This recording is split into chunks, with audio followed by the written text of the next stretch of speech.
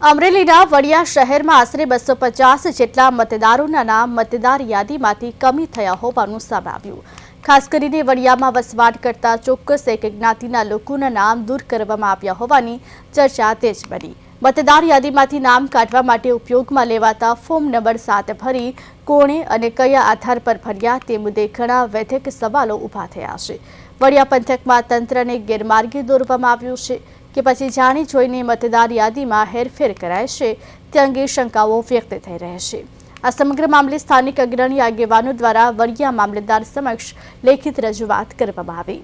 મામલતદાર દ્વારા ખોટી રીતે નામ કાઢવામાં આવ્યા હોવાની શક્યતા સ્વીકારી તપાસ કરવાની ખાતરી આપવામાં આવી તેમજ યોગ્ય કાર્યવાહી કરાશે તેવી તંત્ર તરફથી હૈયા ધારણા આપવામાં આવી।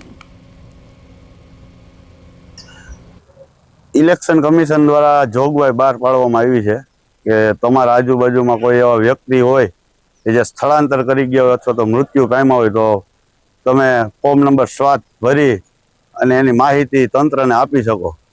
તો એ જોગવાઈ મુજબ આજે વડિયામાં ફોર્મ 7 લગભગ 200 થી 250 જેટલા ભરાણા। એમાં એક સ્પેશિયલ એક કોમને ટાર્ગેટ કરવામાં આવી અને મુસ્લિમ કોમને ટાર્ગેટ કરવામાં આવી અને ઝાઝા ભાગના મોટા ભાગના મુસ્લિમ કોમના જ ફોર્મ નંબર 7 ભરાણા। જેની સમજણ માટે આજે અમે રૂબરૂ મામલતદાર સાહેબને મળવા આવેલ હતા અને વડિયા મામલતદાર સાહેબે અમને સમજણ આપી અને આમાં એક વિશેષતા એ જોવા મળી કે જે આ તંત્રની કામગીરી કરે છે BLO તરીકે, એ BLOના જ નામ આમાં રદ કરવા માટે અરજી કરવામાં આવી છે। સરકારી કર્મચારીના નામ રદ કરવા માટે અરજી કરવામાં આવી છે।